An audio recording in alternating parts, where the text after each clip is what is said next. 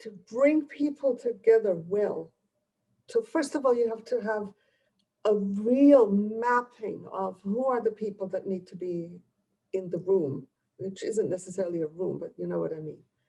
Second, they need to have a shared purpose, a shared purpose that grabs them.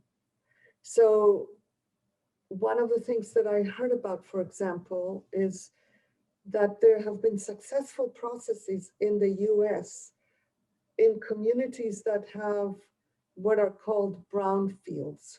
Brownfields are areas that have been damaged by pollution, chemicals, industrial processes, etc., to such a degree that they are unusable. Mm. But they are there, they're sitting there, and you need to do something with them to restore them to usability. Mm. That is a problem that everyone recognizes is a problem. So communities that have this, some groups within the US have focused on this and have managed to bring people together in areas of the US that tend to be polarized and conservative and successfully create outcomes that move things forward. Again, I don't have details. I hear a lot of information. I have very limited capacity to do all the research. And what I think about why is because the people recognize this is a problem that affects all of them. Mm-hmm. And they have a stake in the solution. Because Mm. having a brown field affects everyone. It doesn't look at political differences. It doesn't look at wealth differences. It's like the virus, Mm. you know, like the pandemic. Mm. Yes, it skews in the direction of low resource people are more hit by it, but it's not because of any reason other than they're more exposed. Mm. But barring being able to protect yourself from exposure, there's no political, gender, race, anything difference in terms of the virus doesn't care, basically. Yeah. And so a good convening would look for a specific problem to solve Yeah.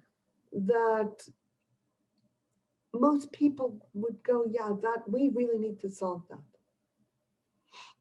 And if you, let's say, frame it around global warming, you're going to get polarized responses. Mm-hmm. But right now we have a fantastic thing because, I mean, it's a painful, fantastic thing, but it's a fantastic thing. Everybody knows that there is a problem in relation to the pandemic. Now, Mm. not everybody agrees what the problem is, but everybody knows there's a problem there that affects everyone and that we Mm-hmm. need to come up with a good solution to this problem. And so you can bring people together around it. The framing would need to be such that it doesn't turn people off. Mm-hmm. If the framing of the issue is what can we do to increase people's compliance with mask laws, forget it. You're Yeah. already ruling out. In the US, you're ruling out about 45% of the population, I think, at this Yeah. point. Yeah. Um, if, however, you frame the problem in terms of what can we do to have a response to masking that unites us together, there is much more of a chance. Or how Mm. do we create a COVID related public policy that attends to the concerns of all?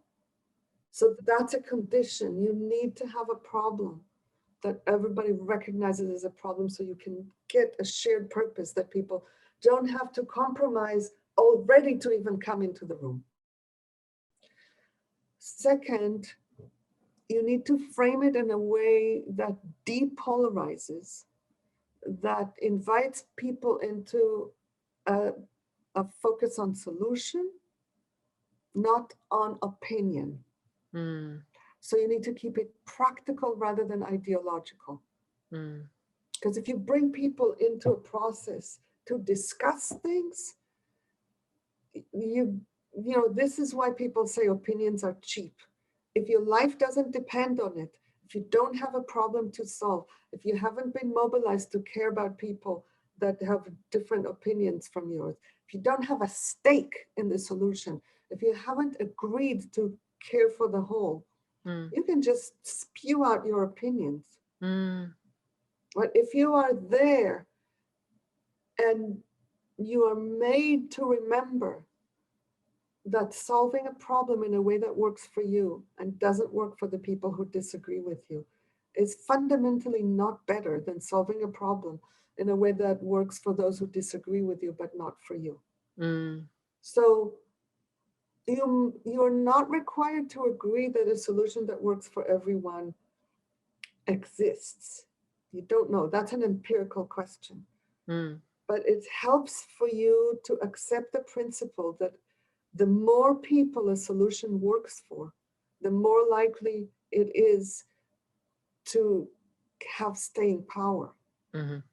And everybody would accept that because it's a practical principle, not an Mm. ideological principle. Mm. If we can find a solution that works for everyone, who wouldn't agree that that's better than a solution that works for some and is enforced on others? Mm. People are not invited to think in this way, but Mm. thinking in that way shifts the room. And that's before you even start the process. Yeah. Humans, eh? It's not humans, it's humans under patriarchy. I really want to keep remembering that we don't know what humans are like. The best that we have is remaining indigenous people. They're much closer to our evolutionary makeup. They don't have the problems that we have. Yeah. Yeah. It's not like they don't have problems, Yeah. but they don't have the problems of intense polarization that we have. It just Yeah. doesn't happen because they are rooted in life. And within life, we organically look for a solution that works for everyone. You don't think of it as like, oh, all right, I'll try. Mm. Mm. And the last thing is people will put less effort into finding a solution if it's an academic exercise, and more effort if the most effort they would put is if they know that whatever they decide is going to be implemented. Yeah. The second best is whatever we decide is going to be given to those who have the power to implement it. That's Mm. second best. Mm-hmm. Um, because again, if the convening is good and really brings the whole into the room,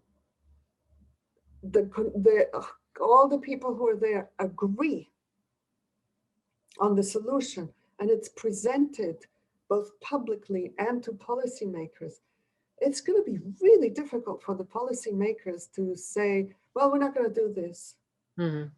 It's just going to be really, really difficult for them.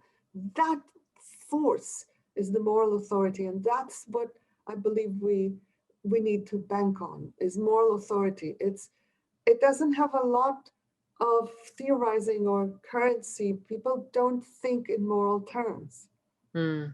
but it's the moral, the spiritual, the meaning, the purpose levels where things happen. If we don't seek that, then we buy into the Homo economicus model of human nature. Mm. Like, oh, people will do it if it's in their interests. No, people will be swayed.